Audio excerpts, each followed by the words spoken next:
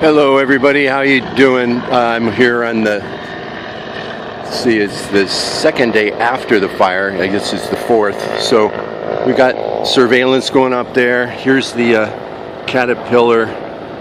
I guess it's a bulldozer. It says cat on the side. But these old trees here at SOKA get old and fall over, and the landscaping is just a little weak here sometimes. I guess because of not watering it. But the Apocalypse Now situation has been going on for, 2 or 3 days, especially on Saturday. It was unbelievable with the amount of helicopters, the amount of fire trucks, the amount of sirens, the amount of people. So I live real close, and this is my modern steampunk of 2018. It's my zombie apocalypse Bitcoin transport vehicle. So I've got my food ready, breakfast, lunch, and dinner. So if anybody wants a burrito, just give me a call. I got some burritos in there.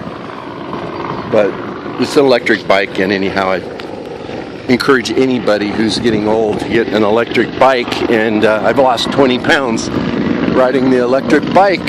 So here we got a soundtrack from Apocalypse Now, and just imagine, I saw at least 4 helicopters in the air at the same time, and I'm real lucky because I live close by here, and we lived through the fire that was over there. I think it was in 1993. Don't quote me on that, but it burned a lot of these homes up here, and I think it burned down to that level. See where can you see the difference? New burn, untouched green. Well, what I heard was if you take a topographical map and you look down on it over the earth, like just say this area, well, over 100-year period, every section of that map will burn. So it's just the time for this section to burn. And I heard some firemen saying that the wind would blow this thing, and they'd get ready and it would blow it another direction, and it would blow. I thought it was going to go all the way up that canyon. There's some homes around the corner there.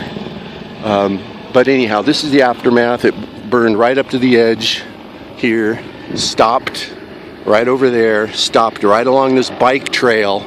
There's a bike trail right there. And if you stand over there and look that way, it's a beautiful bisection of untouched, unburned bike trail, all burned. So anyhow, I'm going to get a shout out to all these firemen who did a great job of getting this thing handled, and there's still guys working down here because it's still smoldering. There's 2 or 3 or 4, 5, 6 guys, and these are like little matchbox cars. These little trucks down here, it's like I could pick them up and move them around like a little toy play set. But anyhow,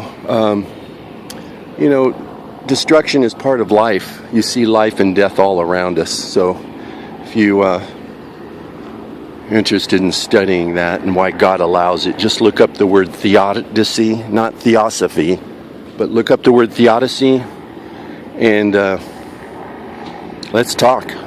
Over and out. Wortley reporting. Non-fake news, okay? There's too much fake news out there. I hate watching the news reports. They'll show like flames just billowing, and it did look like an atomic bomb went off here. There were clouds just drawing the people to this area. But anyhow, this looks like where a lot of water is still in the ground from dumping all that water, all these flat spots that are dark. And there is a creek running all along there where those trees were not burned at all. So anyhow, this is all part of life, Every square mile, there's over 100 years, typically it's going to burn. And it's nice because it doesn't burn all at once. At least this part didn't. So we thank God that He took care of, needs to get old. It burns, goes to the ground, and it gets reborn again. So there's your spiritual analogy for the day, and it's over and out. Non-fake news. Oh, and the firemen are now hosing off all the retardant. Took several pictures of the red retardant that they had to spray or drop. There's a lot of it over at the convention center or whatever that is over there. and it did get all over the place, but anyhow, it hopefully saved. But see, they're hosing it down with their fire truck, and I don't want to get too close because I hate getting yelled at and reprimanded.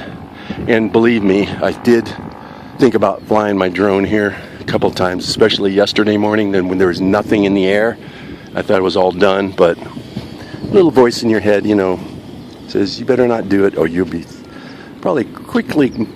I don't know. I don't want to go into that. Okay, take care. See you later. Bye.